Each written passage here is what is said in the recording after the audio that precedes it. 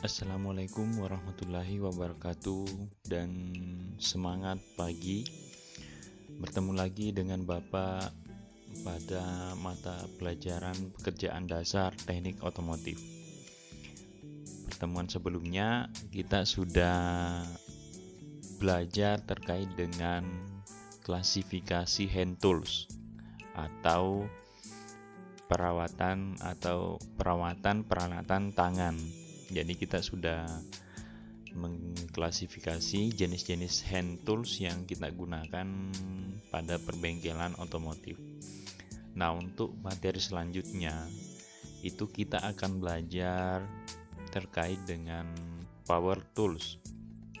Nah, power tools ini adalah kelanjutannya. Kalau kemarin kita membahas hand tools, peralatan menggunakan tangan, ini power tools tentunya terkait dengan peralatan yang mempunyai tenaga yang lebih besar dibanding dengan tenaga manusia itu sendiri.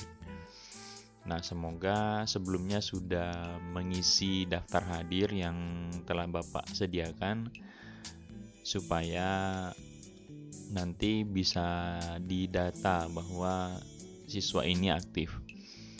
Baik, langsung aja kita masuk materi untuk power tools.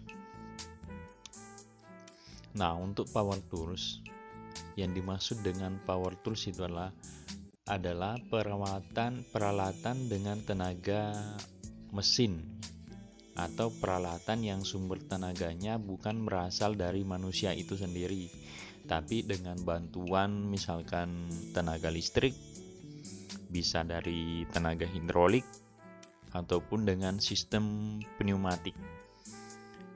Nah, contohnya apa aja? Misalkan contoh mesin bor, mesin gerinda, itu banyak kita temukan di bengkel-bengkel. Nah, untuk menggunakannya kan tidak menggunakan murni tenaga manusia. Walaupun ada bantuan tenaga manusia, tapi sumber tenaga utamanya adalah berasal dari listrik. Nah, dengan bantuan listrik, mesin gerinda ini bisa berputar dengan cepat. Walaupun misalkan pada saat proses pekerjaannya kita tetap membutuhkan bantuan tenaga manusia, artinya biasa sambil ditekan dan lain sebagainya, seperti itu. Nah, untuk jenis-jenisnya nanti kita akan bahas satu persatu. Nah, untuk yang jenis yang pertama adalah kita bahas yaitu mesin bor. Nah, ini umum. Sebenarnya mesin bor ini bukan hanya di bengkel otomotif, tapi hampir semua jenis pekerjaan menggunakan mesin bor. Jadi fungsinya adalah mesin ini digunakan untuk membuat lubang, alur, dan bisa untuk meluaskan atau menghaluskan suatu lubang dengan sangat efisien. Itu fungsi dari mesin bor itu sendiri. Adapun jenis-jenisnya, yang pertama mungkin bisa dilihat gambarnya, bentuknya seperti ini ya. Ini namanya mesin bor tangan atau portable drill. Nah, mesin bor tangan ini adalah mesin yang mempunyai kapasitas pengeboran yang relatif terbatas atau relatif kecil. Misalkan maksimal 13 mm. Jadi posisi pengeboran ini atau menggunakan alat ini lebih fleksibel karena alat ini bisa dipindah-pindah atau bisa dibawa kemanapun. Misalkan posisi kita mengerjakan di atas, bisa dibawa sampai ke atas.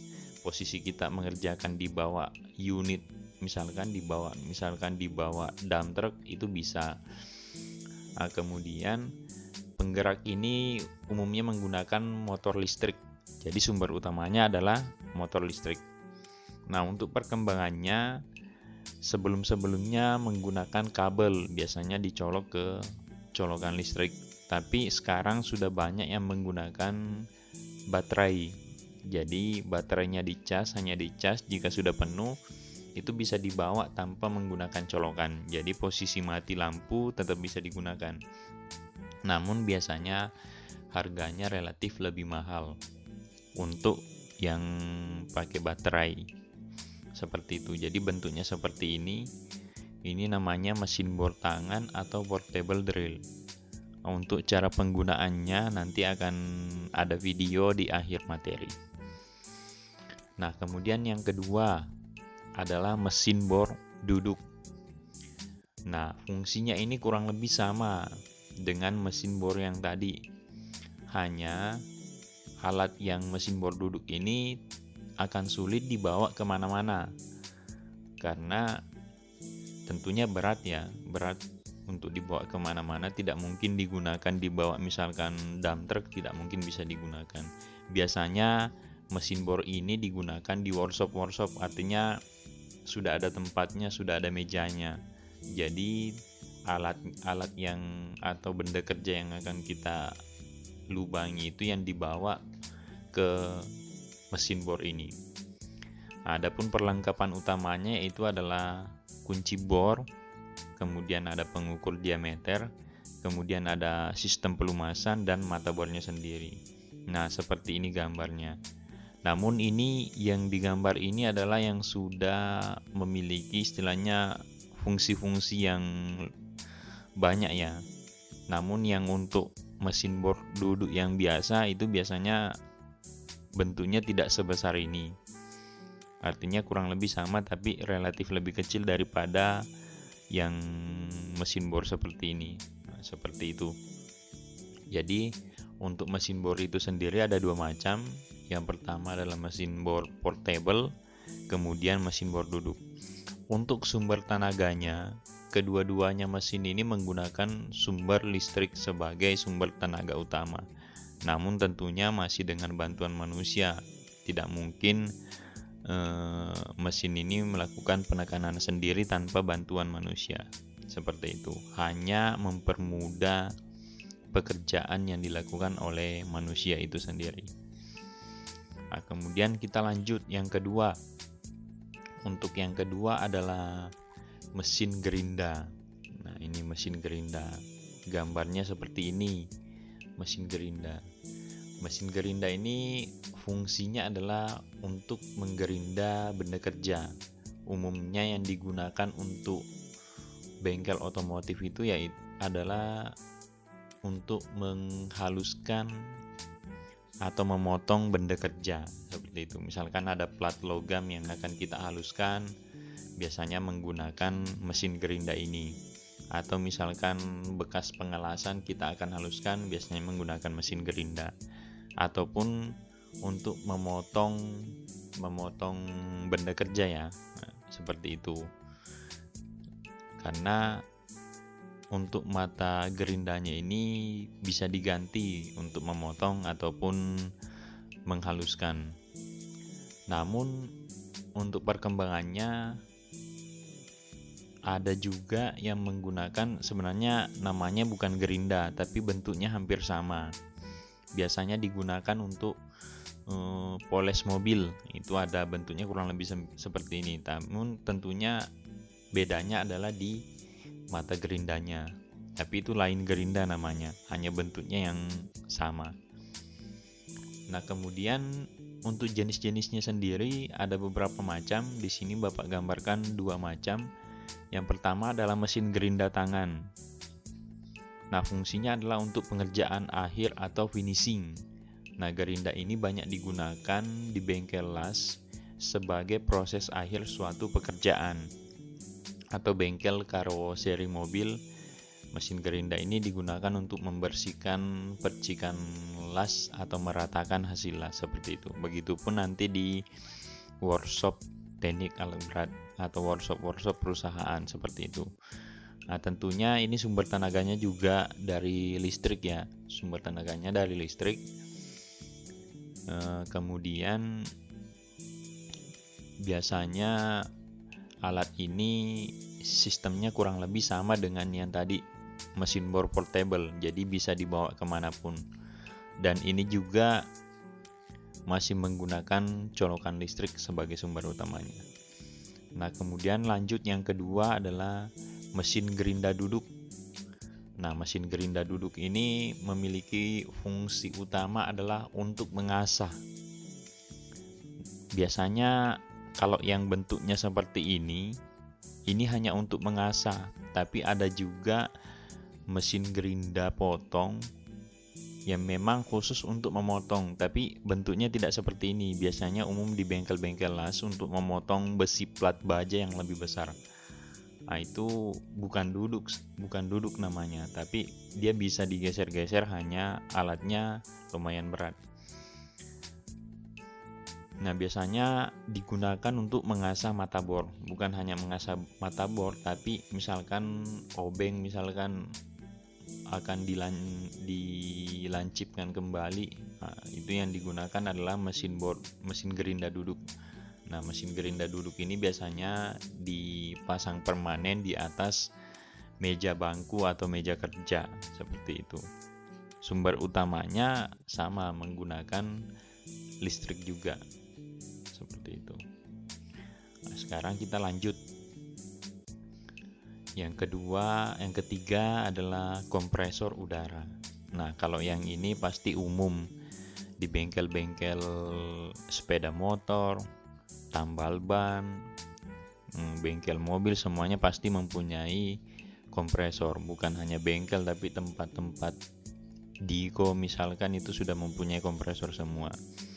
Nah, kompresor ini memberi suplai udara bagi semua alat yang menggunakan tekanan udara. Contoh misalkan kunci angin, sumber tenaganya dari kompresor ini. Misalkan kunci angin, kemudian alat penambah angin, itu juga sumber tenaganya dari kompresor ini. Jadi umumnya kompresor udara memiliki tangki untuk menampung udara dan mendinginkannya. Jadi namanya kompresor pasti mempunyai tabung. Nah, tabung ini digunakan untuk menampung udara yang telah dihisap dari udara luar. Ditampung, kemudian nanti dinaikkan tekanannya, karena di sini bertekanan. Jadi ketika misalkan dilepas, dia otomatis tekanannya kencang, seperti itu. Alat ini juga memiliki regulator tekanan. Regulator tekanan di sini fungsinya untuk menghentikan kerja kompresor ketika tekanan dalam kompresor itu sudah tercapai.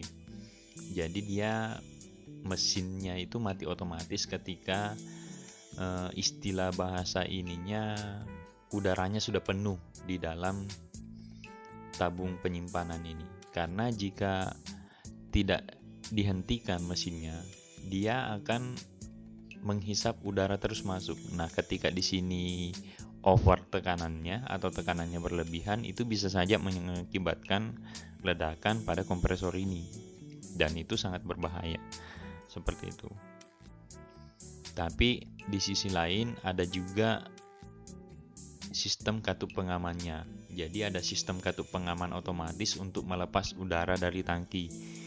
Jika misalkan kompresor ini sudah menghisap udara tapi tidak mati mesinnya, jadi kan otomatis udara akan masuk terus ke kompresor. Nah, ketika misalkan berlebihan, nah ada katup pengaman otomatis, jadi dia akan melepas udara itu secara otomatis, seperti itu. Nah, kemudian ada dua yang jenis kompresor yang digunakan yang umum, yaitu yang pertama adalah kompresor tipe piston. Kemudian yang kedua adalah kompresor tipe rotari. Namun yang banyak digunakan untuk bengkel otomotif ya adalah kompresor tipe piston ya, yang bentuknya seperti ini. Untuk pertemuan hari ini mungkin Bapak cukupkan. Jika ada yang ingin ditanyakan, silakan tuliskan di kolom komentar atau di forum Classroom-nya ya. Bisa juga misalkan mau via WA ke Bapak, silakan, tidak ada masalah. Silakan didiskusikan dengan Bapak. Untuk pertemuan selanjutnya kita masih lanjut terkait dengan jenis-jenis hand tools. Jadi masih ada beberapa jenis-jenis power tools yang akan kita bahas, yang tentunya sesuai dengan jurusan kita, yaitu teknik alat berat. Mungkin Bapak cukupkan. Semoga apa yang Bapak sampaikan bisa bermanfaat, dan tetap jaga kesehatan. supaya pertemuan berikutnya bisa aktif kembali. Sekian dari Bapak. Assalamualaikum warahmatullahi wabarakatuh.